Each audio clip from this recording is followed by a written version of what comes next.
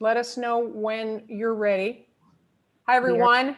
I believe that we have begun live stream. Welcome to the December meeting of Policy Council. Michelle, is Yes. the recording it as well? Yes, I I don't- believe.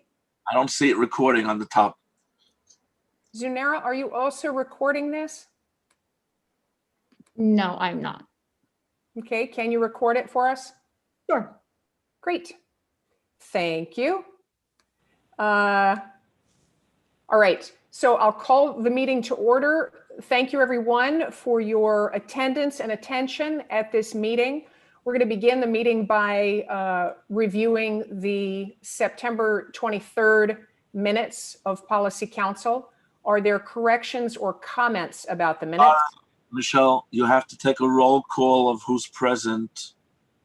I believe that Zunera is checking that off as people enter. Yes. Should be on the record. Doing it right, it has to be on the record. Zunera, can you announce this for the record? Sure. Do you want me to do a roll call attendance? Sure, why not? Michelle? I'm not Anne? sure who's speaking. Oh, Oh. that's Zunera doing the roll call. Okay. Yeah. Present. Provost Lopes? Can people Present. speak because we can't always see people? There are two screens here. Present. Alan? Present. Ron? Present. Tony? Present. Todd? Present. Peter? Present. Ken? Not present. Maria Kennelly? Present. April Bedford? Present. King Hu? Present. Mark Kobrock? Present. Miles Bassell? Present. Mobina Hashmi? Present. Namalinda Florence? Aye. Prudence Cumberbatch? Present. Sophia Suarez? Present. Maria Cantel? Present. Douglas Cohen? Present. Swapna Banjur? Swapna? Yes. Swapna, you have to unmute yourself and speak up. Present. Thank Thanks, you. Swapna. Thanks. Jennifer Terrier? Present. Yadidja Langsam? Present. Tammy Lewis? Present. Flavia? Present. Kyle Reese? Present. Vanessa from USG? Vanessa Gomez? So Vanessa has been replaced actually By whom, Ethan? by actually Samantha St. John. I don't know her last. I don't know her last name. I'm sorry. She's here though. She's here. I think we just admitted her. Samantha, are you here? Hi, yes, Samantha St. Jor. Hi, Thank you. Samantha, welcome. David? David Dweck. It looks like he's connecting right now. I don't know why he's not there. Okay, we'll mark him as connecting. Rachel? Present. Ethan? Here. Yisroel?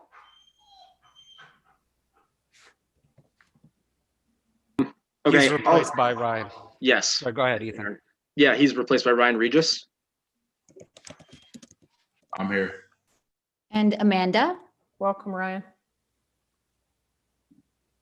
Ethan, can you Not do us a favor and send us the swaps so that we can make sure they're on? Yeah, you were called David. We noted you as connecting, so we I'm will here. note you as present at this point. Yes, I Welcome, can Ryan. definitely resend those swaps for I'm sure. here. Thank you. Thank you. Amanda? Yisroel? Veronica? Okay. He's replaced by Ryan. Yes. Yeah, he's replaced by Ryan Regis. Okay, thank you. Amanda? Veronica? Anthony, Here. and Amanda, Welcome, Ryan. Yehuda. Ethan, can you do us a favor and send us the swaps? Did everybody just hear me say that again? Yes. We can How make sure they're strange. on. Yeah, you were called David. I'm Connecting, so we will note you as present at this point. That was a deja vu moment. Yes. It was. I'm going to mute everyone. I'm not sure why. Resend the swaps for I'm sure. here. Thank you. Thank you. Zenera, I believe. All right, well, we are having some interesting feedback that recounts what we had before. Right, I think, Kyle, that's right. Someone's playing the live stream, at which is slightly delayed. And so it might be that they're getting, our voices that way. It's not that this audio is repeating. Okay, Groundhog Day. Yep. All right. So, Zunera, have you completed the roll call? Yes, I did. Okay, thank you. We will begin with the minutes from the September 23rd meeting. Are there comments or corrections on those minutes? They were circulated with the materials. Yes, David, you were recorded as present. Hearing none, I am going to do something slightly different with this, a low stakes question about the minutes, and simply ask if there are people who do not want to approve the minutes or would like to abstain from approving these minutes. Please make your voice heard. Hearing none, I will take the minutes as approved. We have a list of standing committees and participants in those standing committees. Are there comments on any of those? Again, this is a low stakes volunteer. Oh, Ron. Ethan, I think you just said that Israel is being pulled off Yes, that is correct. because he's on one of the standing committees. Is Ryan replacing him? That is also correct. Okay, so Ryan's Let me see that. replacing Israel on the faculty student relations. That is right. Okay. So Zunera, can you make a note of that? I'm sorry? Can you make a note of that switch, Ryan, Yes. for Israel on the Faculty Student Relations Committee? Yes. With that amendment, are there any other corrections or comments about the standing committees? Is there anyone who objects to the standing committees or would like to abstain from them?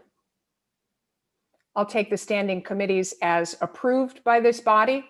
We're turning now to the first of a number of resolutions to assess today. I'm going to call on the chair of the Facilities Committee, among other things. It's got multiple names. One of them is the Facilities Committee. Alan, do you want to present the all gender restroom resolution?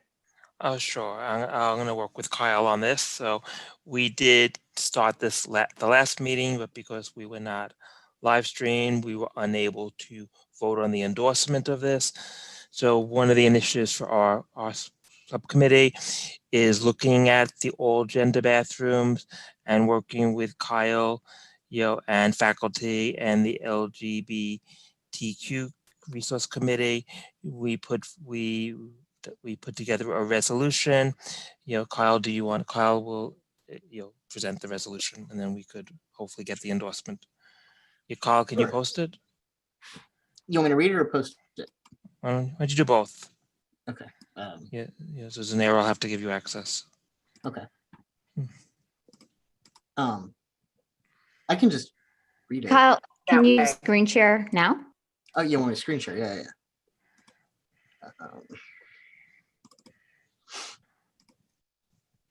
Can you guys see that? So resolved, Brooklyn College will make priority and fill the lack of gender neutral signage on all single occupancy bathrooms before students return to in-person classes on campus or by fall 21, whichever comes first. Resolved, Brooklyn College will make it a priority and ensure that each floor of each building, this is not the correct one. Sorry. Can you give me just a sec? Zunera, do you have the correct one that we circulated? Yes, I can show the one that I emailed out. That's the correct one. This Right? is the correct one? No, the one that was circulated. Okay, I can screen share that one. Great. Thank you. So sorry. No worries. These things get revised. They do over and over.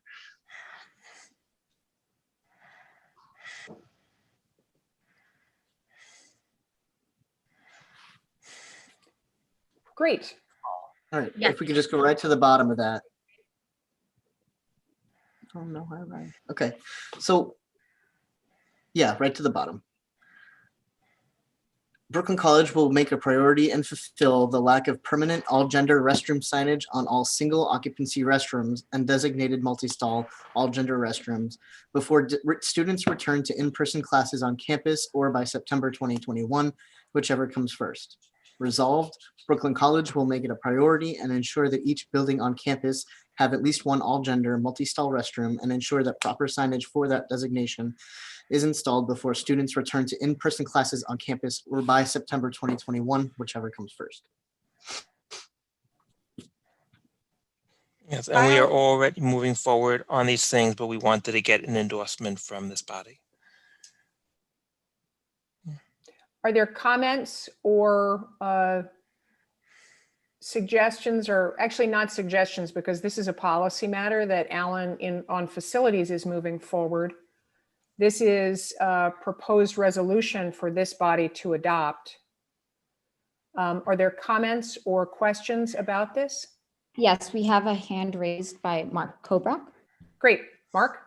Yeah, I'm in favor of the resolution, but the language concerns me. There are already students in a few cases on campus for hybrid courses, and there will be more in the spring. So the deadline here is a little fuzzy that way.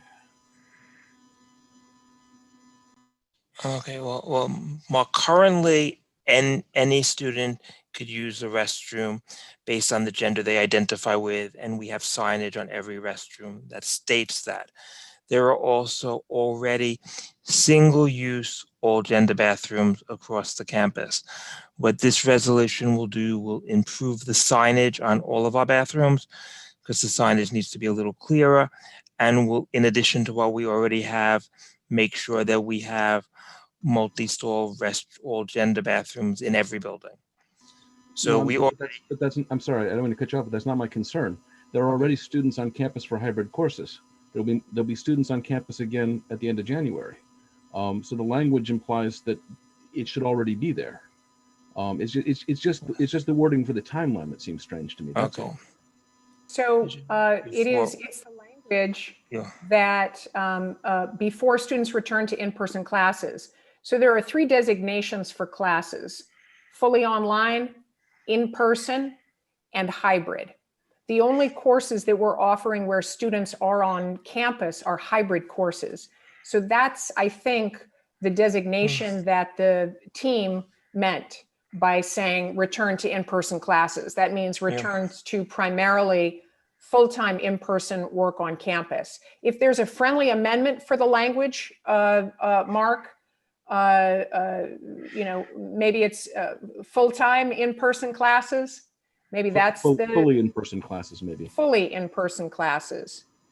Alan, Kyle, you take that as a friendly amendment on both resolved position? Yeah, great. That's great. We'll add the word fully. Question. Who's David? David. Yes. Great. Being that this is not a governance document anyway, does it really matter? I'll let Alan and Kyle respond to that. I think if it makes the members of the committee more comfortable with how we put it across, I think that it might be helpful to do so. It's just a matter of a word. Yeah, I agree. We didn't think of it until Mark mentioned it, but I see his point now. So in the end, just to make it a little clearer, I think adding the one word to each resolution, is fine. It doesn't change the intent. It makes it a little easier to follow. Thank you. Are there other comments or questions about this?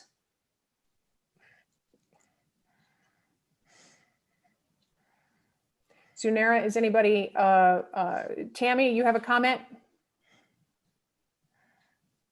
The grammar question while we're fixing little things in the second piece, should it say that each building on campus has rather than have?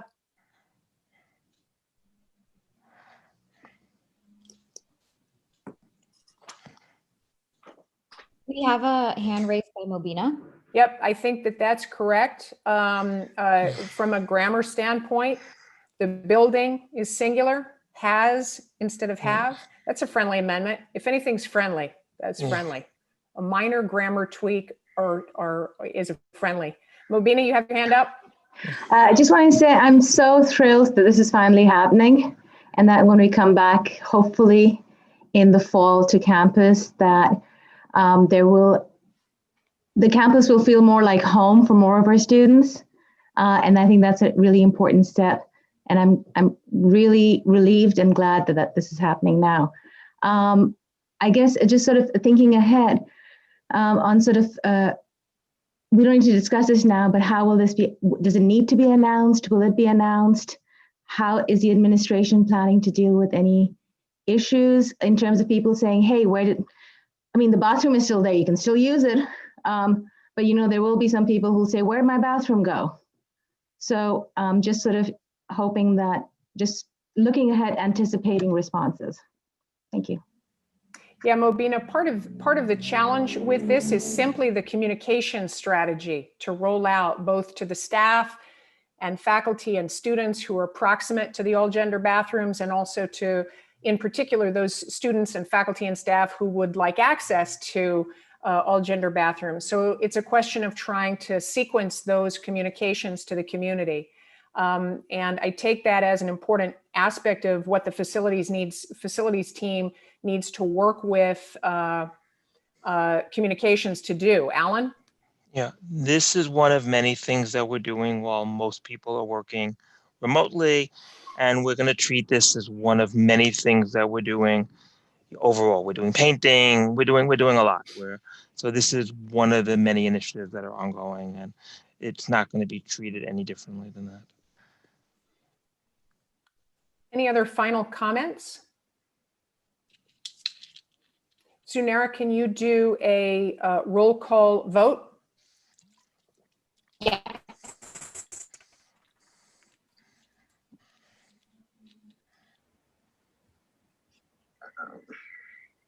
So I'm doing a roll call vote. Yehuda? Can you guys see that? So Yes. still the gender neutral signage.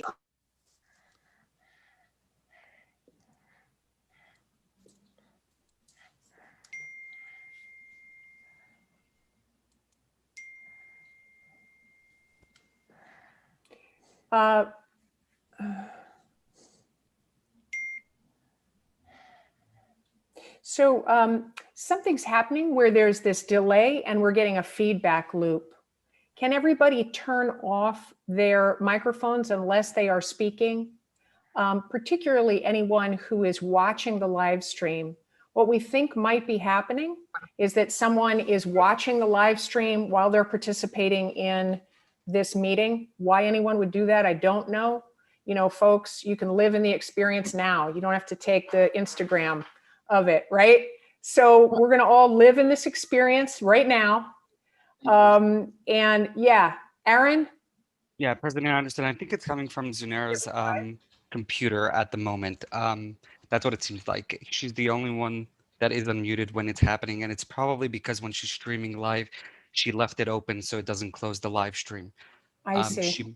She might need to click on the mute button on the, not close it completely, but just mute the YouTube tab. Zunera, Is that something that you can do?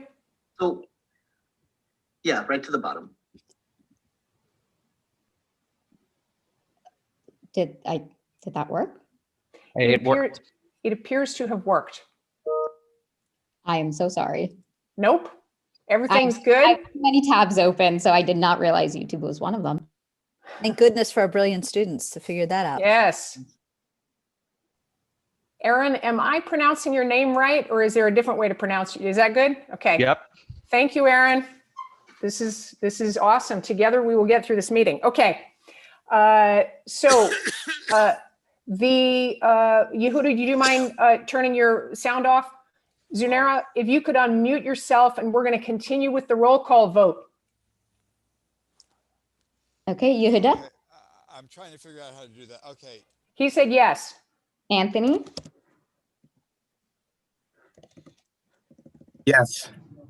Veronica, Amanda, Wait. Ryan, Yes. Ethan, Yes. Rachel, Yes. David, Yes. Samantha, Yes. Kyle, Yes. Flavia, Yes. Tammy, Yes. Yedidya, Yes. Jennifer, Yes. Swapna, Yes. Douglas, Yes. Maria, Yes. Oh, So- which? Maria Cantel, Yes. Sophia, Yes. Prudence, Yes. Namalinda, Aye. Mobina, Yes. Miles, Yes. Mark, Yes. Ching,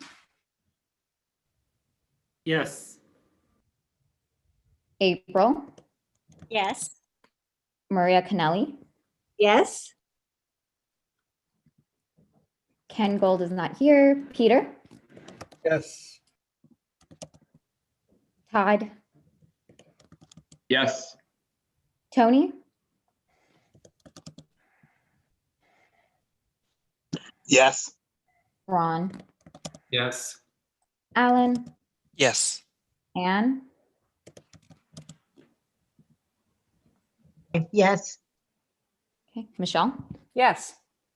All right. Thank you, everyone. Let's move to the next flexible grading policy. There's a resolution from the student government on this. You may know, Kyle, is there something you want to say? Why don't we give Kyle a moment?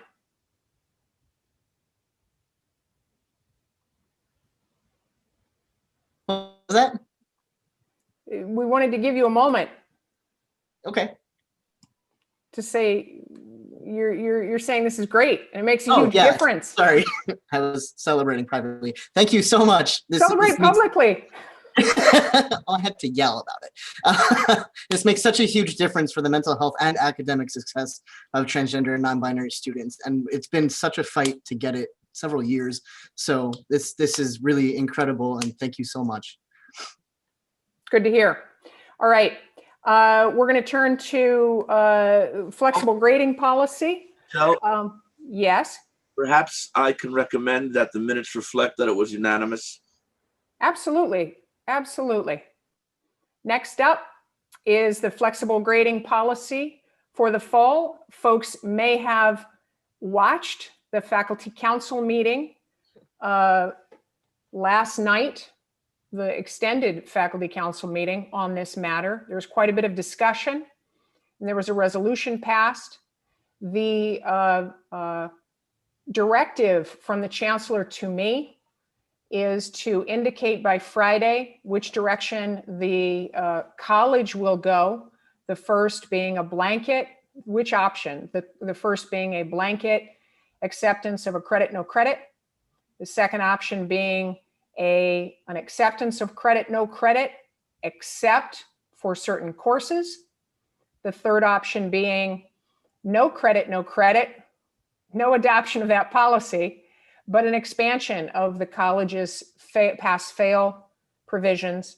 The faculty opted last night for the second, and that is the adoption of credit, no credit, except for courses in which they are prerequisite courses, where a certain GPA is required in those courses.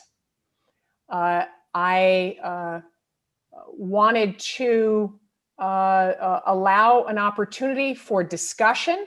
The issue has been, I think, fully vetted by the faculty. I know that the students feel very strongly about this, wanted to give an opportunity for discussion so that we have a fully informed body. Ethan. Okay. I don't know if you can see me. But okay, so good evening. My name is Ethan Millick, and I'm the president of the undergraduate student government. So as we are all aware, in the spring semester of 2020, the entire world was devastated by a terrible pandemic that we know as COVID-19. COVID-19 has now cost almost 300,000 American lives and has caused much more devastation, including sickness, job loss, and exacerbating economic hardships such as homelessness and hunger. So this pandemic has been so bad that in the spring 2020 semester, the City University moved all academic courses online or to some form of distance learning modality. This policy, while ultimately the best decision, left the students completely vulnerable and without the necessary conditions for them to succeed academically, let alone a vast majority of students were and still are worried about their health and wellness, the health and wellness of their families, and also possibly losing their job and their income. So this sudden change in the academic model was causing so much of a disturbance that CUNY acknowledged the need for a flexible grading option and implemented the credit no credit policy to be recognized for the spring 2020 semester. This new policy was extremely beneficial, and I know it was very helpful to many students, including myself. I was able to utilize this policy to feel much more comfortable about my overall academic transcript while still receiving the credits I feel that I rightfully earned. So unfortunately, even now, there is still a continued rise in COVID cases in the United States, from 1,800 new cases a day in March to 46,000 a day in October to a disturbing 175,000 a day by late November. Because of these numbers, and in the best interest of everyone, the university has continued to operate using an online or distance learning format. More recently, the CUNY administration has even released a memo giving very clear instructions explaining how it is up to the individual college president, with advice from their college governance bodies, to determine which one of 3 policies will be implemented. I and my fellow student leaders, on behalf of the 14,000 undergraduate students at Brooklyn College, humbly ask that you vote to endorse our resolution that is presented before you today without amendment and without delay. As you can see, this resolution gives no conditions or exceptions when it comes to empathizing with the plight of students and making sure that they are given the best, most humane option possible when it comes to their academic experience. And therefore, we want this resolution to reflect a push for President Anderson to choose option 1 that was presented by the CUNY administration and to pass the credit, no credit policy without conditions. So we are asking that you make it clear that you understand this is not a normal time, and that you as leaders of this institution respect the autonomy and intelligence of the students, while also recognizing their concerns as an equal partner in the shared education experience that this institution provides. Although we understand the concerns of half of the faculty council, and we respect their advice to go for option 2, we want to remind the faculty and this body, which is the most senior governing body in Brooklyn College, that option 2 is not just preventing students with CR from moving forward, but also takes away the credit, no credit option from those classes completely. We want the members of this council to understand that we are not just cattle to be processed, but we are parents, workers, caregivers, partners, educators, and we are vulnerable members of this community. And we ask that you appreciate our effort to continue our higher education, even during this absolutely outrageous time. Please do not be on the wrong side of history, and please vote yes on this resolution, which, as you can see, does not contain any conditions, as we interpret our resolution to represent option 1 as it has been presented by the CUNY administration. Please vote yes to recognize this resolution and to recommend it to our college president for her to take further action. Thank you, and I now yield to the chair. Thank you, Ethan. I appreciate your passion and how extraordinarily pointed and articulate that speech was. Next up is Flavia. Hi, thank you so much for letting me speak. I just wanted to say that if Ethan and I are a bit pointed, it's because we have heard stories representing, as we represent our student body, we have been at the front lines of seeing what all these students have had to go through, not just last semester, but this semester, including this summer.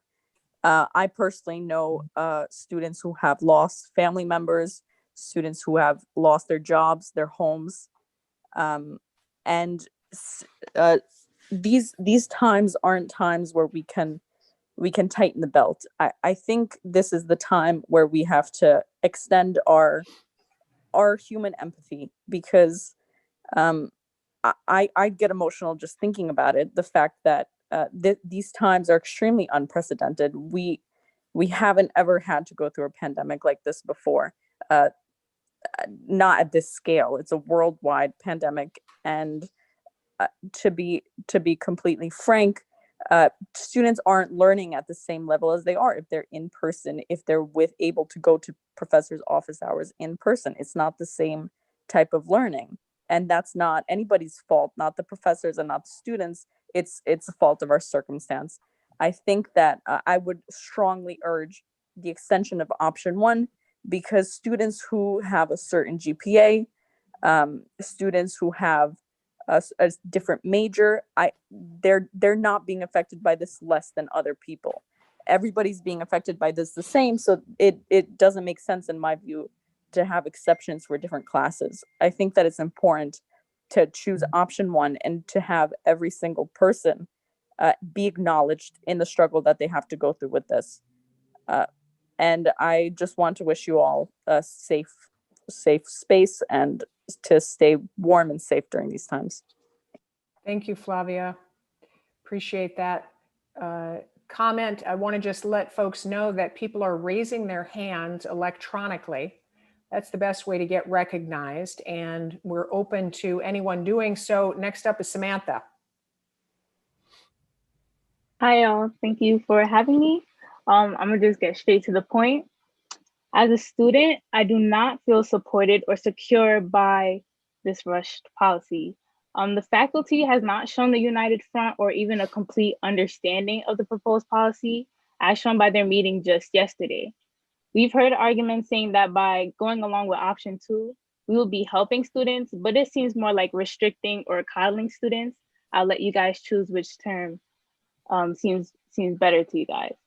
I say this because in past meetings, the faculty has maintained the argument that students need to be held responsible for their decisions or their choices, but somehow on this discussion, the decision on whether students should receive credit or no credit is left out of their hands.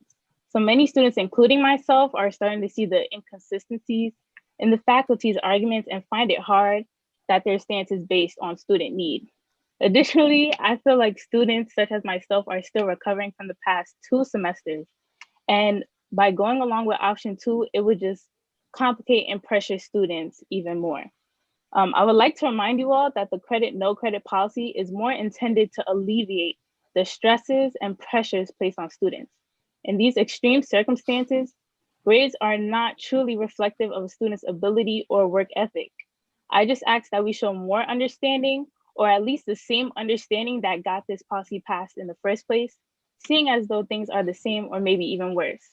Therefore, I strongly urge the selection of option 1. Thank you, Samantha, for that. Other comments? Mobina?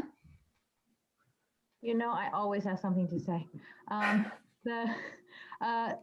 First of all, I just want to thank the students for being so thoughtful in what they're saying. I listened in on faculty council yesterday, and it seems like this is yet another way in which we're trying to fix our resource issues with technical fixes, right? What we're trying to fix with this grade policy is really about advising. It's really about being able to connect with our students, having the resources, the small class size, whatever we need to actually be able to counsel students, right? And to help them in the ways that they need.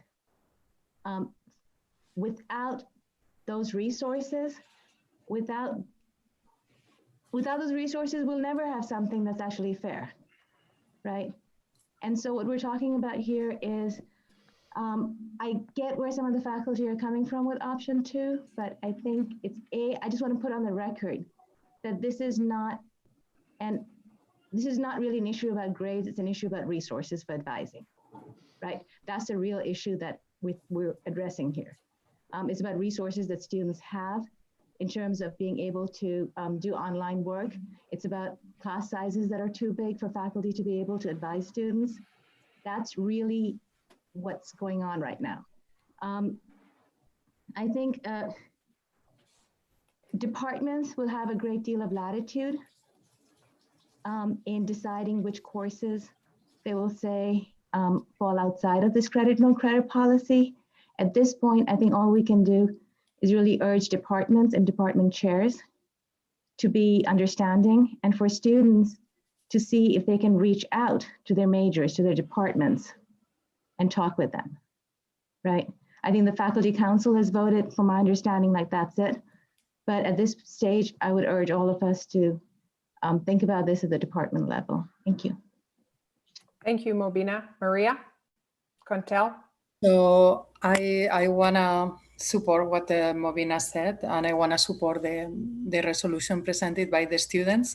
I think we cannot hold the students accountable, being that it's been so many changes during the semester. I only going to give one example for the students who are parents. Schools were on and off non-stop, and it hasn't stopped. And this is only one example of how it's been changing. So a student could, wanted to do well in a course, and then suddenly they couldn't. And the same with jobs, with job losses. And while I understand sometimes academic rigor in some courses, this is not your regular year, and this is a time to support our students. And then, of course, we can provide some advice to specific students with specific courses. Perhaps they have to retake a course in the future, or ways to help them. But I don't know if they can be changed if it was voted in faculty council, but I strongly support option 1. Thanks, Maria. Rachel? Yeah, hi. So I want to first thank Maria and Mobina for supporting us. This time is very difficult for us students and even faculty. And giving the students this option is also, students are not stupid. We get this option. We do know what it means to us. And the fact that some faculty are saying that students don't understand what it's going to do to them, and certain classes afterwards are going to push them back. I think we've come to a point where students are stressed. The rates of people are passing away are still up now, even though time has passed. And I think that this is something that faculty should look at in a way and try to think of how students are feeling now, how they're taking exams and their situation. And just like Ethan said, where there's parents, people lost jobs and things like that. And I think that's very important that the faculty should look at everything. And I thank all the faculty and everyone that says they support us. And I hope that everyone agrees to approve the first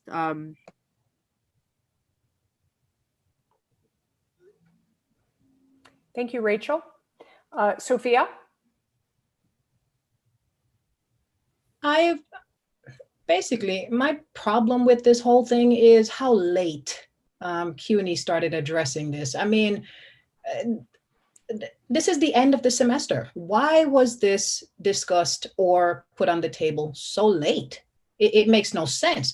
At the start of the semester, or even before the start of the semester, we were told as faculty, whatever we put in our syllabus, we should adhere to, not change, so as to make sure students know exactly what they were responsible for. Why wasn't CUNY held to the same requirement? Why were they allowed to do this now, the last week of the semester or the last week of classes, basically? That makes no sense to me. Personally, I'm for resolution 1. Let's see, is there anyone else who would like to speak?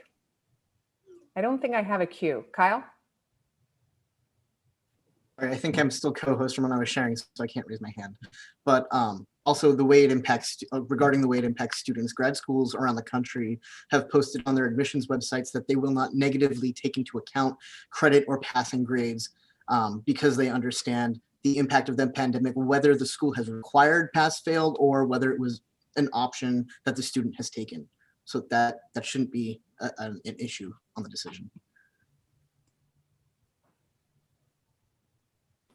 I see a hand up from Mark. Mark. Yeah, well, look, as Sophia says, this is very late in the game, and that being the case, I think we have to do it in a simple way. And that means, if we're going to do this, option 1, which I would favor.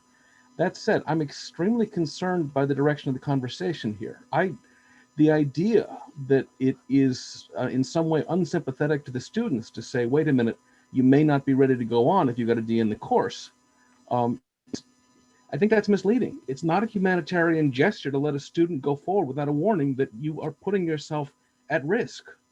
A lot of the courses, especially in the sciences and STEM fields, require a thorough knowledge of what comes before. And I think there is an effect here where a student faces the end of a semester, is looking at the possibility of getting a D, and has to decide, do I want to finish the course, take the D and go on? Or should I, skip the final, take the F and repeat the course? And I think that's a very hard decision for students to make when they know that there is that out there, that credit there. I think there is a difference. And I think, look, as I said, if we're voting on this at this point, I'll support resolution 1. But I think the attitudes that expressed by a number of students and colleagues that this is in some way against the students' interests to oppose this, I don't think it's that simple. And it worries me that it's being taken as simply for the students or against them. Could I just clarify? We've group of folks in Lillian's office is running the numbers of how many classes may be exempt under the Faculty Council resolution yesterday. I think folks need to understand the Faculty Council voted in favor of credit, no credit, with limited exceptions. We believe out of 6,000 or so courses this semester, we believe that the number of exemptions is likely, we don't have any final numbers, do not have any final numbers, but is likely to be well under 500, which means maybe 8%, well under 10% of courses, okay? So I just want to be clear, I think, about what we're talking about. That's option 2. Just to lay that out. Okay, Douglas, you're next. Thank you. Let's see, how do I lower? Okay, good. Of course, I was part of faculty council. Faculty council voted for option 2. I'm not sure that if I vote to approve the resolution from the students that necessarily negates that vote. But I like Mark's comment. I mean, I'm concerned as well for students in some of our music majors. I know that if they get a C- or a D in certain classes, they're gonna have a really tough time in the next class. I guess our advantage is we're small enough that we can do the individual advisement and tell the student truthfully, you have a lot to make up for the next semester. I think in the STEM majors, they probably have a lot of STEM majors, they probably have a lot of students. It's difficult to do that advisement. Same time, I think, our students are adults. They're making this decision for the credit, no credit. I think we should treat them like adults and try to give them as much information as possible so they understand what's at stake. But ultimately, I think we do a disservice if we do too much for our students, as much as we would like to. Appreciate that comment, Douglas. Anyone else? I know Mobina has her hand raised, but my method of calling is to call on people who haven't spoken before. Aaron, you haven't spoken. Hi there. Hi, everyone. I just wanted to raise a quick question. So based on the academic calendar, students have the option to withdraw by December 13th from their classes. And they can drop it and get a W. It seems like that if we have option number 2 that the faculty council passed, no student would be aware of exactly if their courses are going to be able to, if they're going to be able to opt in for the credit, no credit. I remember that the chair of the faculty council did not put, it was very vaguely put exactly which courses, and each department will have to decide at some point during the next month which courses will be available. And I doubt that that can be sent out to all the students before December 13th. There's no possible way that a lot of students will be confused and will think that they have the credit, no credit option. And after December 13th, when it's too late to drop the course, they will figure out that, yep, we missed the deadline. Look, Aaron, I just want to reassure you that we are going flat out doing everything we can to try to get a list before the 13th. Understand the sequence of time. We were notified on Monday that this was, that I was going to have to make a determination by Friday as to which option the college was going to follow. Luckily, we had a faculty council meeting. We had a policy council meeting.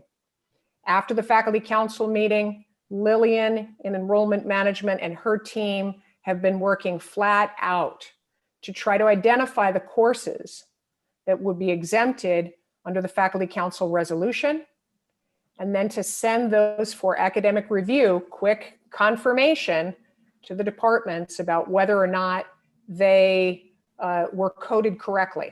They've been pulled out of CUNY First. Once there is that academic confirmation, we want to try to get that out to students. We understand the deadline of the 13th. We want to try to meet that, and we are going flat out to try to do so, Aaron. Okay? Yeah, thank you. And I just wanted to add for Sophia regarding the timeline of why it was passed so late in CUNY. I just want to clear and say that the student government passed this resolution a while ago. We passed it late October. If I'm not mistaken, we sent it to the administration early November. It's not like this is coming out of the blue. The reason why CUNY is actually addressing it only now, it's because the USS was putting a lot of pressure from their side. And as part of the steering in USS, we only passed the resolution on our side in November 29th, which gave approximately a week for the administration to send out this notice to all the colleges. So that's regarding the timeline. But in Brooklyn College, we did pass one of the earliest, actually, out of all colleges. There was awareness that the students want credit, no credit, and it was out there.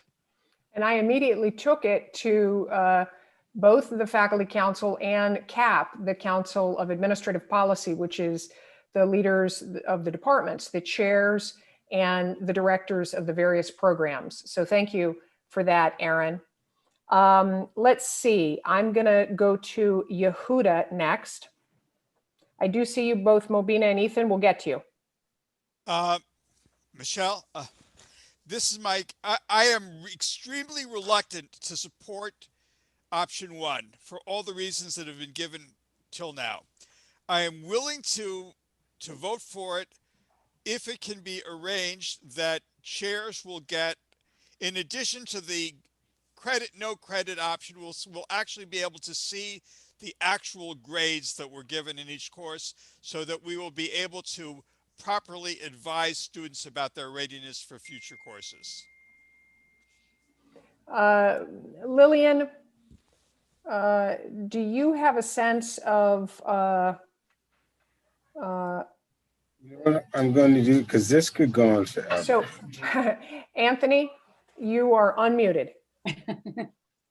He is frustrated by the time, folks. He's frustrated by the time. Folks, so are all of us, okay? So I've got 4 people in the queue. Yehuda's asked a reasonable question. I think the answer, Yehuda, is no. I don't think it's among the options that we have. I could be wrong, but I want to make sure. If Lillian knows whether or not the faculty members could reveal the grade behind a credit, no credit under the policy in the spring. The grade is it's in CUNY first, but it wouldn't be on the transcript. Right. So I think, you wouldn't have access to it, Yehuda. You know, it's like it's a registrar historical function. So it's not on the transcript. So if you pull up the student's record, you wouldn't see the grade. Can the instructors in my department give me the grades? Or is that violating privacy? That's a good question. We do not know the answer to that question. That's a good question. I don't know that offhand. Tony, you want to think about that for a minute? I'm going to continue with the queue. Anthony reminds us we need to get through this meeting. We're going to review the entire rest of the meeting, Anthony. Okay. Next up is Jennifer. Yeah, so my question, we talked about this for a long time yesterday. With respect to the exceptions that we're talking about, I just have a question about process.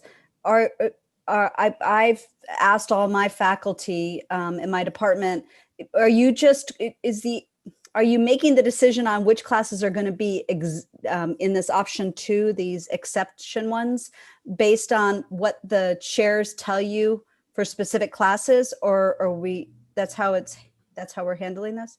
Because based on the discussion yesterday, it was there were just only a few exceptions that we're really talking about, much less than 10%, I think. And I think maybe a way that would facilitate this process is just to check with the chairs if there are specific classes, like individual classes that we're really talking about. Because my understanding is we can't overturn that vote because we had it yesterday. Jennifer, the process is actually that we're trying to pull the list as an initial matter, break it down by department, and have quick academic review by the chairs, and defer to the chairs based on how they want to survey the faculty, or we defer to the chairs. It is their responsibility to do that academic oversight of the list. We're hoping to have a list very shortly that we can break up. Lillian, is that accurate? Have I described it correctly?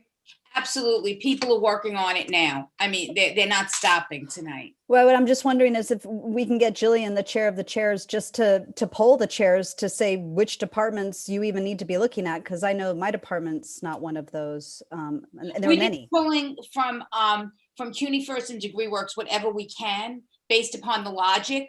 And the list that we generate, each department will get a list of the courses that pertain to their department, just to look at, to make sure that everything is coded correctly. Like, we don't want to make mistakes. And if there's nothing for your department, you won't get anything. Yep. So, and a couple chairs have reached out and said, there's nothing in my department that should fall within this rubric, in which case we want to make sure. Look, Jennifer, faculty council leadership told us not to just reach out to the chairs. They told us generate a list and then have a quick review. So that's what we're trying to follow. That's the directive from faculty council. Okay. And that's what we're trying to follow. I think for many departments, there will not be any courses that fall within this. Okay, Mobina? Just a quick suggestion. A quick suggestion and a question. A suggestion from Prudence actually is that chairs can always send an email to students saying, if you got a D, reach out and let's sort of talk about what your options are. So that's something is for chairs to be proactive and sort of, they can reach out to students and ask them to get in touch. I just want to go back, and it seems like in terms of something that Mark said, and then also I think what a couple of I think maybe Ethan said, you're right. You need a foundation. You need to sort of, learning is scaffolded. It's a curriculum. It's a process, and you need to have a solid foundation. My sense, and I might be completely wrong on this, is that if a student gets a D and chooses for credit in a course that is a prerequisite for their major, there's probably some time and money concerns involved, right? It's like, I don't have the time to repeat this course. I don't have the money to repeat this course, or, those kinds of concerns. Is there a way in which we can alleviate those concerns so that the student can feel more comfortable choosing a no credit option, and they don't feel like they have to continue at this pace? They must take this course this semester. Is there a way of extending the drop deadline so that students get more of their tuition back? Is there a way, how is TAP going to be affected by this? So in other words, can we make this more of a decision for students that is actually predicated on their thinking about their academic future, that is less influenced by concerns about money and pressure to graduate on time? Well, the deadlines on withdrawal and drop are set by the Board of Trustees. The financial aid implications are also not within our control. I appreciate that this is, it's just an enormous challenge for students and for faculty trying to grapple with this issue. I think we've got a comment from Tony about not being clear about whether or not could we pass it up to them to consider. Absolutely, Mobina. I will be the emissary. Ethan, you have the last word unless there is a burning need. Okay, the pressure is on. So I kind of just want to talk about how this whole premise is based on the idea that students are dropping out because they get this C or they get a D minus or plus or whatever, and then they go on to the next class and then they drop out. So I have a couple questions there. First off, how many of these students who are getting the CR are moving on to their next class? Is it a lot of them? Is it most of them? Is it only a few of them? And then we're just taking them as an example. And then next is, of those who do go to their next class, are they actually failing? Because I know that anecdotally, we experience that, these students dropping like flies, but maybe they're not. Maybe that they get their CR and then they're very happy about that. They feel like, oh wow, this school actually empathizes with me. Maybe I should actually stay in this school and continue pursuing my higher education. And then retention rates stay up.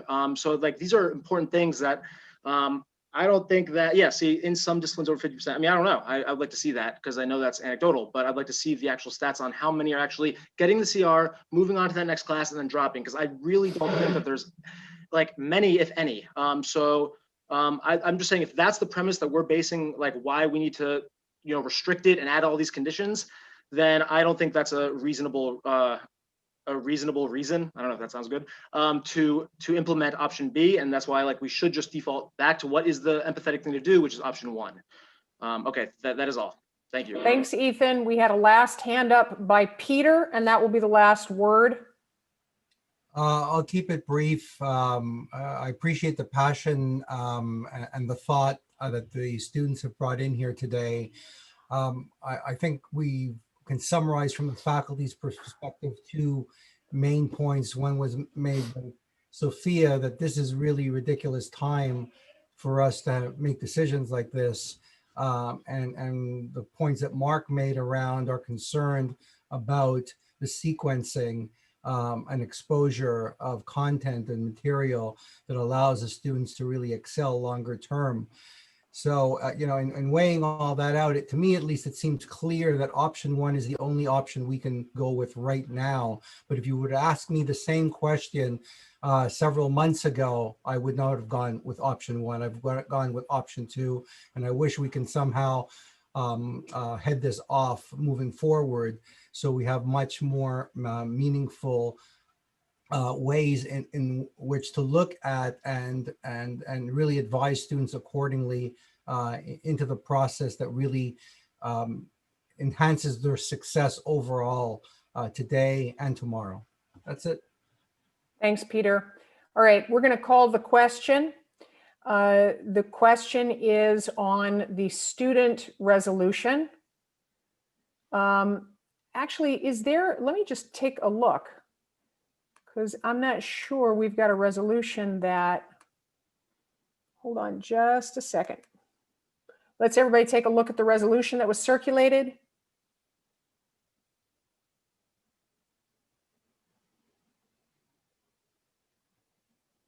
Yeah, this is not a resolution for adoption by this body. I don't see it as a resolution for adoption by this body. It was a resolution that was adopted by student government. It was a resolution that was sent for discussion to this body. Michelle, there was a revised resolution that Where was, is that revised resolution? as Zunera has it, I edited it for the students. Students submitted it to Zunera. Do we have, I can send Aaron? it here. Yeah. 1 second. I'm going to send the link over here in the chat so everybody can see it, and send the file itself. Just give me 1 second and you'll give also the file through Zoom. Yeah, the one earlier in the chat from Aaron is the same one. Let's see what this one is. Google Docs is the correct one. I'm looking at it right now. Just posted is the right one. It says resolution presented to Brooklyn College Policy Council. That's the heading. That's in the right format. So the second email I had sent out, it has the revised resolutions that student government submitted to me. So Nara, can you post it? It was the document. I could screen share if you like. Yes, yes, yes, please. It was sent yesterday at 12:30. So I'll pull it up now. I guess I'm still not really seeing this as a resolution for this body.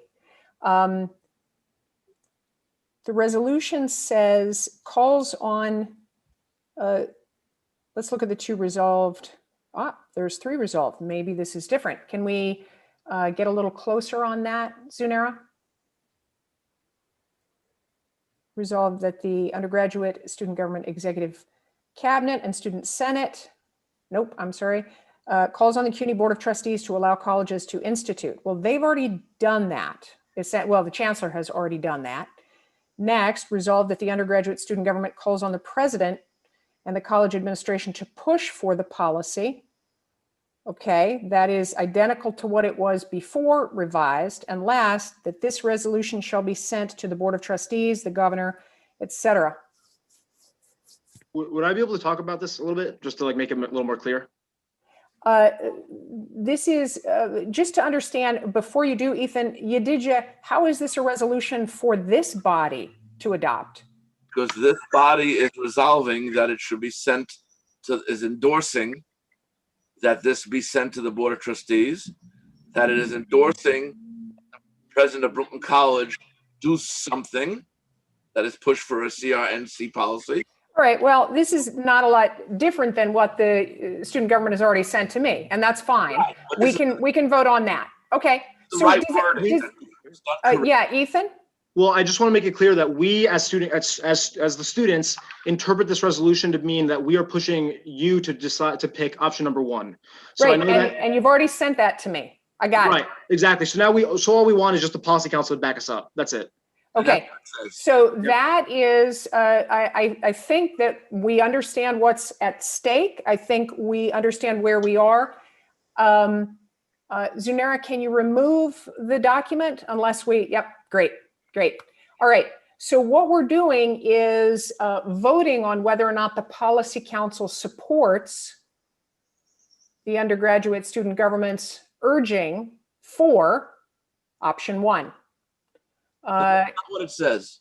It's whatever it says resolved on those words. That when they urge you to do something, they urge policy council to back up what it says in this document.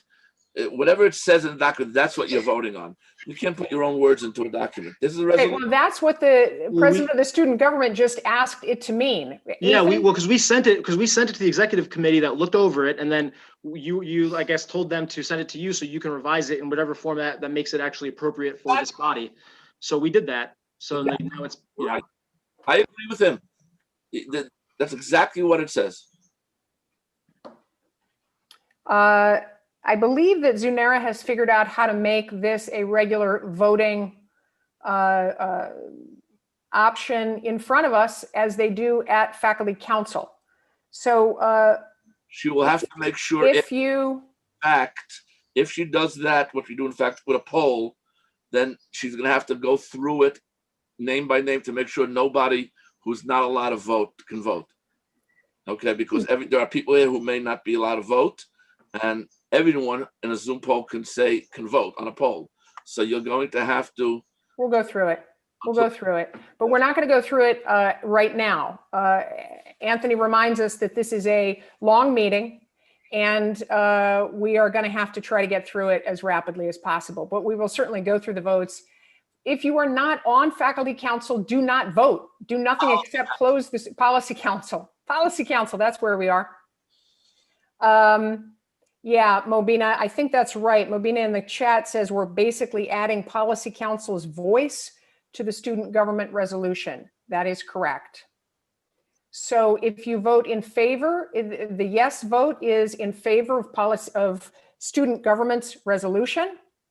The no vote is opposed to the student government resolution. Please do launch, Zunera. Point of clarification though, are we voting to support a credit, no credit option as it says in the resolution, or the amendment that Ethan just said that we're supporting option 1? He can't, I'm sorry, but he can't do that. Okay, That's not amendment. That's how we interpret our resolution to be advocating for it. But that's not what it says. If you want to have, well, President Michelle Anderson has heard what our interpretation is, so it's fine. That's what she has said is fine. That's fine. She knows what it says.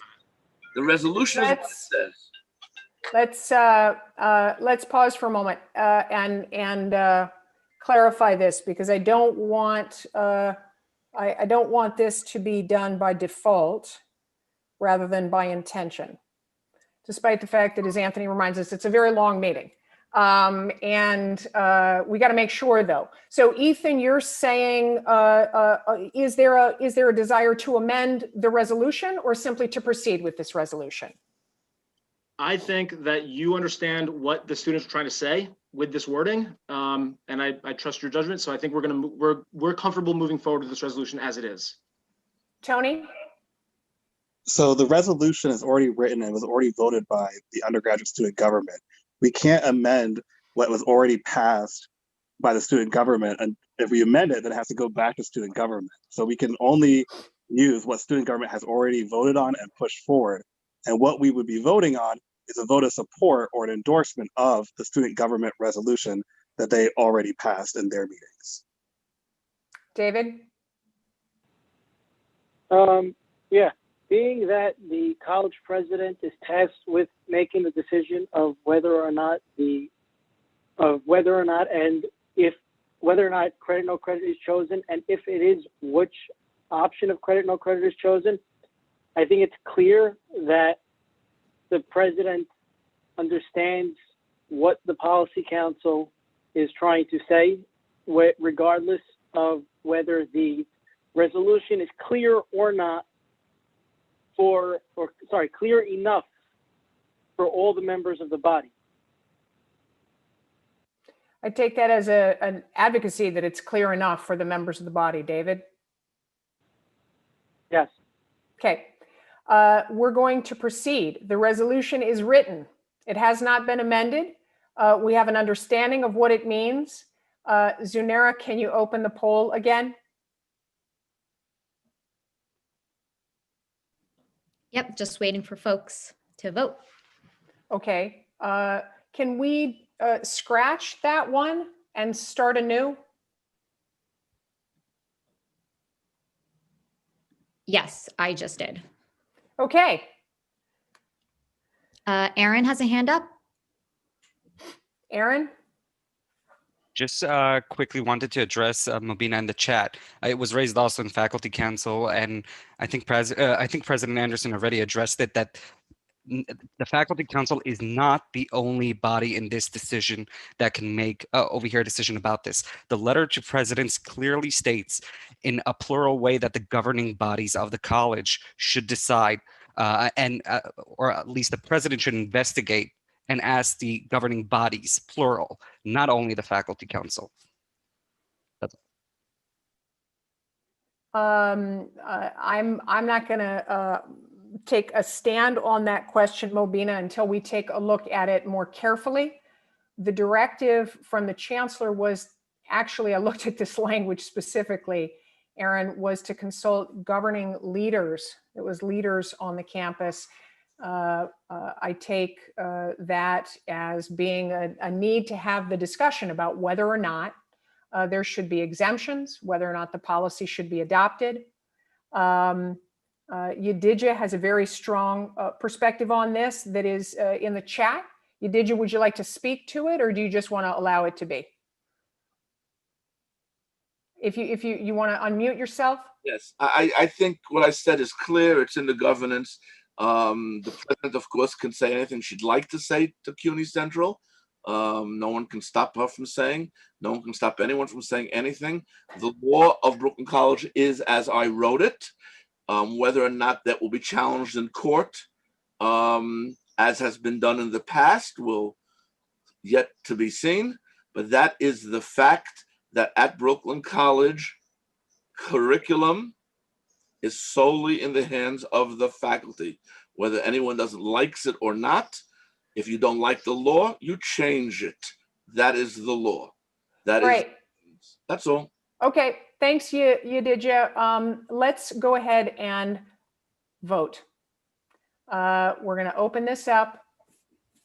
People should vote, and then we need a decision.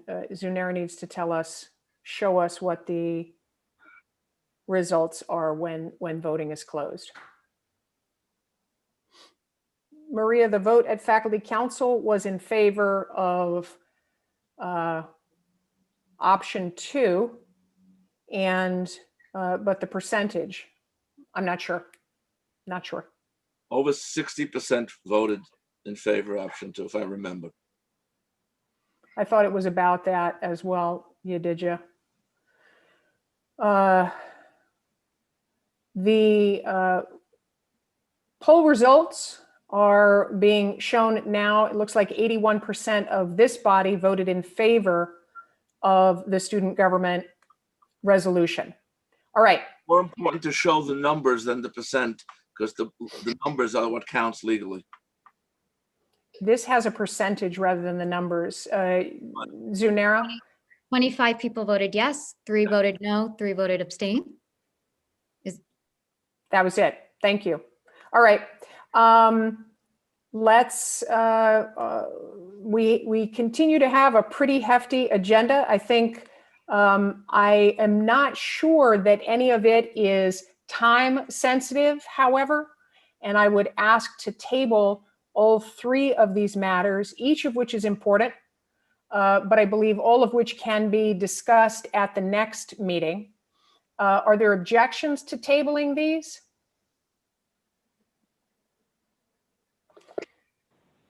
All right. Maybe, but it depends on one thing. Okay, who's speaking? Just to clarify. David. Okay, David, go ahead. As per Brooklyn College governance regulations, the Policy Council is obligated to meet 3 times per semester at minimum. As noted, our second meeting is this one because our originally planned second meeting was invalidated. For that reason, we have to schedule another meeting prior to the end of the semester. That being said, being that there's only a week or 2 left to the end of the semester, if the remaining pieces of legislation are going to be pushed a week or 2, I don't think there'll be an issue with that. That is an interesting proposal. Tony, do you have access to the bylaws of the Policy Council that indicate whether or not it's mandatory? Or David, or anybody? David's doing his homework. Let's take a look. Let's take a look.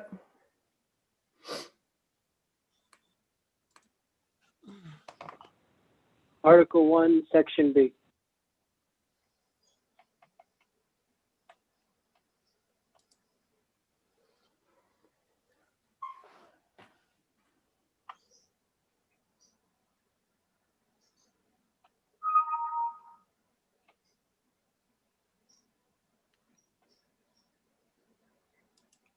Yep. All right, Tony, do you have a comment on this?